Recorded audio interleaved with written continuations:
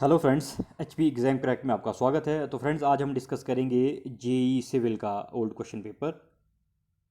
ये कंडक्ट किया था आपका 695 जो पोस्ट कोड था इसके अंडर, और कंडक्ट किया गया था HPSSC द्वारा।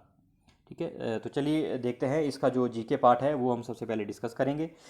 उसमें से जो इम्पोर्टेंट जीके के जितने भी क्वेश्चन पूछे गए थे, तो ये आपके आने वाले जितने भी एग्ज़ाम्स हैं उनके लिए काफ़ी इम्पोर्टेंट होते हैं। क्योंकि हम देखा जाता है अक्सर कि कमीशन द्वारा पूछे गए जो क्वेश्चंस होते हैं, खासकर जनरल नॉलेज वाले, वो काफ़ी आपके जो वेरियस एग्ज़ाम्स होते हैं HPSSC के, उनमें रिपीट हो जाते हैं, एक दूसरे में देखने को मिलते हैं। तो इसलिए ये वीडियो आपके लिए काफ़ी इंपॉर्टेंट होती है, और साथ ही हम जो एक्स्ट्रा फैक्ट भी होंगे वो भी डिस्कस करेंगे उस क्वेश्चन से लेकर। तो चलिए शुरू करते हैं विदाउट वेस्टिंग एनी टाइम। कौन से मौर्य राजा ने विदेशी ताकतों के साथ पहली बार संबंध निभाए थे? तो फ्रेंड्स, सबसे पहले विदेशी ताकतों के साथ जो संबंध निभाए थे वो निभाए थे मौर्य सम्राट जो थे चंद्रगुप्त मौर्य। ये थे आपके मौर्य साम्राज्य के संस्थापक, और इनके पुत्र थे आपके बिंदुसार, और बिंदुसार के ही आगे पुत्र हुए वो है अशोक। तो अशोक जो है हमारे जो भारतीय जो इतिहास है उसके एक महानतम राजा में से एक है। तो ये आपको फैक्ट याद रखने हैं। तो नेक्स्ट क्वेश्चन पे चलते हैं। क्या है? गुप्त मूर्तिकला के दो महत्वपूर्ण केंद्र थे। तो देखिए, गुप्त मूर्तिकला जो है उसके महत्वपूर्ण तीन केंद्र थे, वो मैं आपको बता देता हूँ। सबसे पहला केंद्र था मथुरा, दूसरा था आपका सारनाथ, और तीसरा था पाटलिपुत्र। ये तीन केंद्र आपने याद रखने हैं। इनमें से आपका जो क्वेश्चन में आपसे सिर्फ दो पूछे गए हैं, तो जो राइट आंसर होगा वो होगा ऑप्शन बी, मथुरा और सारनाथ। क्योंकि पाटलिपुत्र आपका उज्जैन के साथ दिया गया है, तो ये सही नहीं होगा। बाकी जो तीन क्वेश्चन है, तीन ऑप्शन दिए गए थे, इनमें से कोई भी मैच नहीं कर रहा है। तो मथुरा और सारनाथ जो है ये बिल्कुल सही उत्तर होगा। तो थोड़ी सी हम बात कर लेते हैं गुप्त मूर्तिकला की। देखिए, जैसा आपको पता ही है कि जो गुप्त काल था वो जो चित्रकला का स्वर्ण युग उसे कहा जाता है।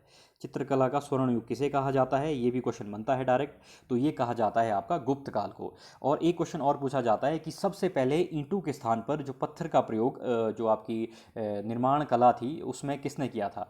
तो ये किया गया था गुप्त काल, जो कला थी उसी में ये सबसे पहले ईंट के स्थान पर पत्थर का प्रयोग किया गया था। और एक और भी इस तरह से पूछ लिया जाता है कि किस यात्री द्वारा गुप्तकालीन कला का अपने जो है यात्रा विवरण मिलता है? तो ये मिलता है आपका चीनी यात्री फाहियान। तो चीनी यात्री फाहियान ने क्या किया, जो गुप्तकालीन कला है उसका विवरण अपनी उसकी प्रशंसा की है, अपने जो उन्होंने यात्रा विवरण लिखा था। ठीक है। ये भी आपको याद रखना है। और एक और है कि जो कालिदास की एक रचना थी मेघदूत, उसमें भी गुप्तकालीन जो कला है उसका वर्णन हमने देखने को मिलता है। तो ये फैक्ट थे जो आपको गुप्तकालीन कला से आपको याद रखने हैं। चलिए नेक्स्ट क्वेश्चन पे चलते हैं। क्या है? निम्न में से कौन सा वैदिक काल का दिव्य देवता नहीं था? तो जैसा आपको पता ही है कि जो इंद्र है ये वैदिक काल के देवता नहीं है, क्योंकि उस समय जो सूर्य और वरुण हैं इस प्रकार से ही इनको ही पूजा जाता था। नेक्स्ट क्वेश्चन देखते हैं। क्या है? इतिहास में कौन अपनी सरल आदतों की वजह से दरवेश राजा के नाम से जाना जाता है? देखिए, गुलाम वंश की जब स्थापना होती है तो उसके बाद उसके जो दूसरे हैं वो इल्तुतमिश बनते हैं उसके बादशाह। तो इल्तुतमिश का जो पुत्र था उसका नाम था नसीरुद्दीन महमूद। नसीरुद्दीन महमूद को ही दरवेश राजा के नाम से जाना जाता है। तो नसीरुद्दीन महमूद जो 1246 ईस्वी में क्या है, अपने राजपाट संभालता है, सिंहासन पर बैठता है, और अपने धार्मिक और सरल स्वभाव की वजह से नसीरुद्दीन महमूद को क्या कहा जाता था? दरवेश राजा। ठीक है। तो ऑप्शन ए जो है वो करेक्ट हो जाएगा, नसीरुद्दीन महमूद। पूरा नाम था इनका नसीरुद्दीन महमूद। चलिए नेक्स्ट क्वेश्चन पे चलते हैं। क्या है? नेक्स्ट है, गुरु नानक के विचारों का सार किसमें पाया जाता है? देखिए, जब आप जितने जो हमारे जितने भी जैसे 10 गुरु हुए हैं सिख धर्म में, तो उनके आपको कुछ ना कुछ उन्होंने इम्पोर्टेंट रचनाएं की है, या उनकी कुछ जो उनकी उपदेश है वो आपको याद रखने हैं। उनसे संबंधित किस राजा के वो कंटेम्प्रेरी थे, इस प्रकार से भी कई बार पूछ लिया जाता है। तो वो आपको सब पता होना चाहिए, तो काफ़ी इम्पोर्टेंट ये टॉपिक है। तो गुरु नानक के आपके विचारों का सार पूछा गया है, तो ये उनके द्वारा ही रचित जो जापा जी है इसमें मिलता है। तो जापा जी ऑप्शन सी जो है वो करेक्ट हो जाएगा।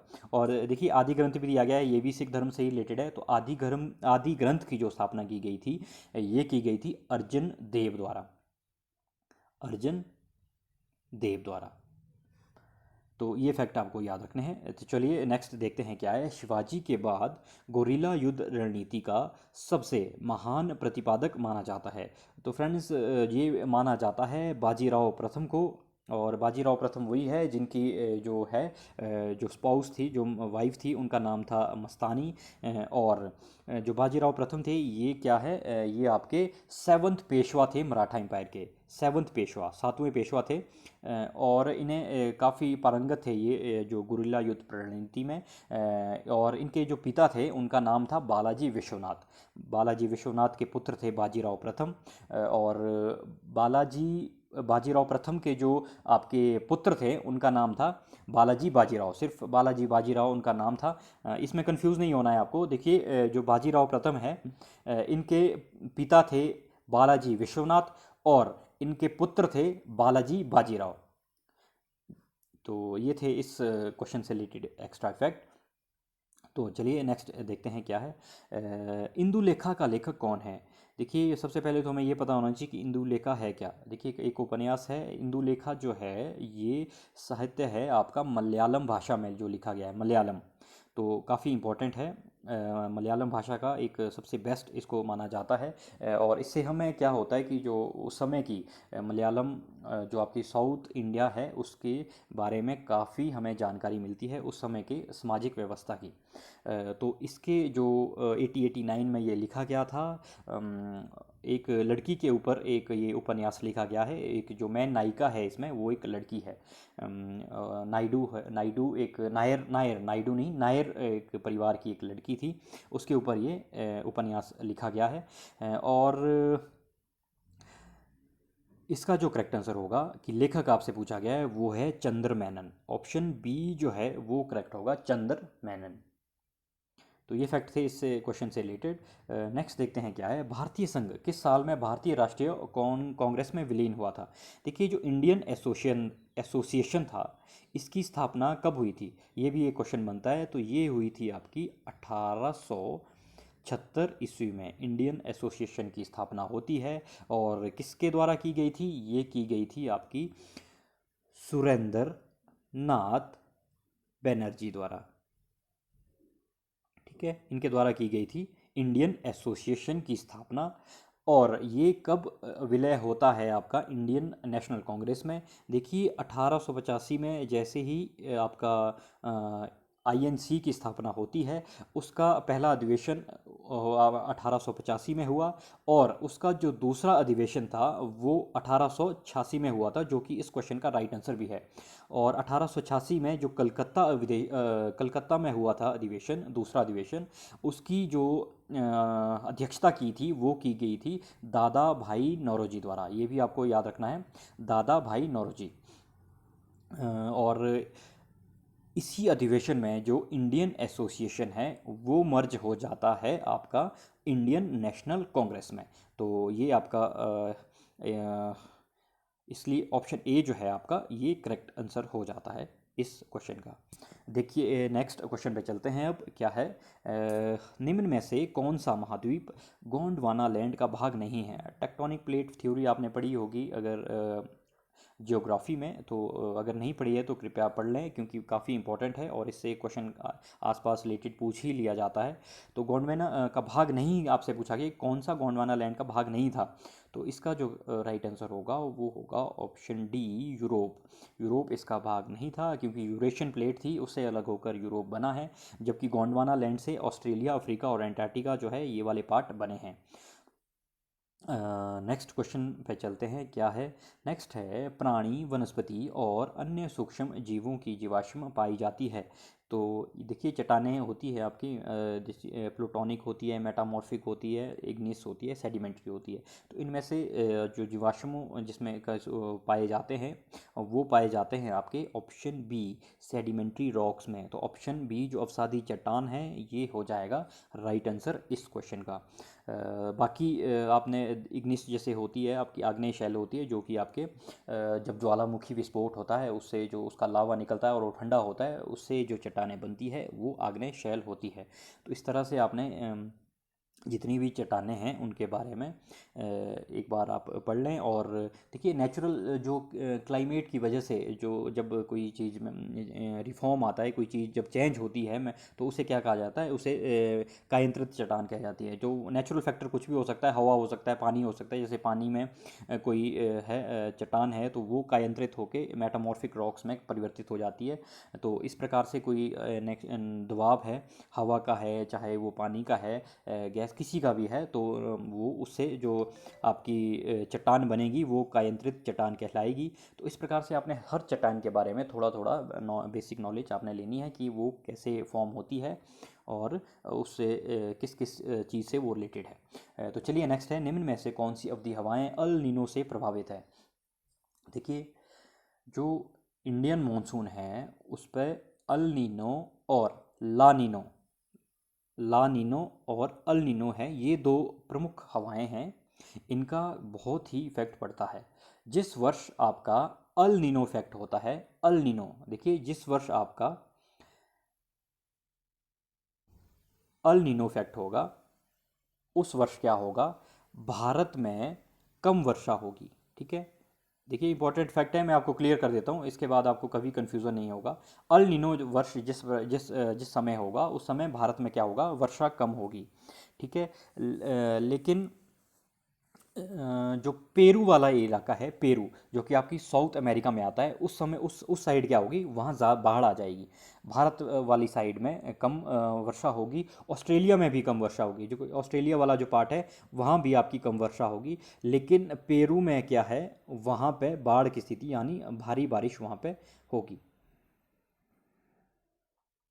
ये फैक्ट आपने याद रखना है। दूसरा ला नीनो, ला नीनो वर्ष जब होता है उस समय क्या होगा, भारत में अधिक वर्षा होगी, भारत में अधिक वर्षा होगी और जो कि कृषि के लिए अनुकूल माना जाता है। अगर क्योंकि भारतीय जो कृषि है वो आपको पता ही है, मानसून पे जो नेचुरल बारिश होती है उस पर काफ़ी उस पर डिपेंड करती है। तो अगर बारिश अच्छी होगी तो ऑब्वियस सी बात है आपकी जो फसल है वो भी अच्छी होगी। तो कृषि के लिए अच्छी क्या होती है, लानिनो, अगर भारत के पर्सपेक्टिव से बात करें। लेकिन अगर जो आपकी ऑस्ट्रेलिया वाला जो एरिया है वहाँ पे क्या है, वहाँ बाढ़ की स्थिति हो जाएगी। ठीक है, भारत के लिए तो सही है, लेकिन ऑस्ट्रेलिया वाला जो एरिया है वहाँ पे अधिक बारिश होने की वजह से बाढ़ की स्थिति उत्पन्न हो जाएगी। लेकिन जो मैंने आपको बताया था साउथ अमेरिका वाली साइड, पेरू वाला जो एरिया है वहाँ पे क्या हो जाएगा, वहाँ सूखा हो जाएगा, सूखे की स्थिति उत्पन्न हो जाएगी पेरू वाली साइड में। ठीक है, भारत में अच्छी वर्षा होगी, अधिक वर्षा होगी, ऑस्ट्रेलिया में भी ज़्यादा बारिश होगी जिसकी वजह से वहाँ पे बाढ़ की स्थिति उत्पन्न हो जाएगी। लेकिन जो आपका पेरू वाला इलाका है, साउथ अमेरिका वाला इलाका है, वहाँ पे सूखे की स्थिति उत्पन्न हो जाएगी। तो देखिए जो वो वाला इलाका है कोस्टल एरिया है, ठीक है, तो उसकी वजह से क्या हो जाएगा, मछली व्यवसाय के लिए सबसे लाभदायक अगर कोई हवा है तो ला लीनो वर्ष वो कहा जाता है। तो ये भी इस तरह से पूछ लिया जाता है कई बार, मछली व्यवसाय के लिए निम्न में से कौन सी हवाओं सबसे सूटेबल है, तो वो है लानिनो। ठीक है, जिस वर्ष लानिनो होगा उस वर्ष क्या हो जाएगा, जलाशय आपके कम हो जाएंगे, कम हो जाएंगे। उसकी वजह से क्या है, जो पेरू वाला जो एरिया है वहाँ पे मछली उत्पादन ज़्यादा होता है। ठीक है, क्योंकि जो आपका कोस्टल एरिया होता है पानी उतरता है और मछली एक पकड़ने में वहाँ पे काफ़ी आसानी होती है। और मछलियों का भी उस समय काफ़ी इसलिए क्या कहा जाता है कि मछली व्यवसाय के लिए काफ़ी लाभदायक होता है लानिनो पेरू में। तो ये फैक्ट आप कंफ्यूज नहीं होना और हमेशा आपको ये फैक्ट याद रखने हैं।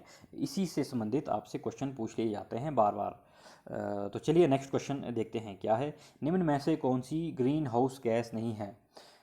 देखिए ग्रीन हाउस गैस सबसे ज़्यादा जो हमारे एनवायरनमेंट में गैस पाई जाती है वो कौन सी है, वो है आपकी नाइट्रोजन गैस। तो नाइट्रोजन गैस एक ग्रीन हाउस गैस नहीं है, क्योंकि जो आपकी मीथेन, कार्बन डाइऑक्साइड गैस, ये आपकी ग्रीन हाउस गैसेज है। ये जब इन्वायरमेंट में बढ़ती है तब ग्रीन हाउस इफेक्ट ज़्यादा होता है। बाकी नाइट्रोजन तो सबसे ज़्यादा हमारे इन्वायरमेंट में है ही है। दूसरे नंबर पर आपकी ऑक्सीजन आती है, तीसरे नंबर पर कार्बन डाइऑक्साइड। ये आपको इनका क्रम भी याद रखना है।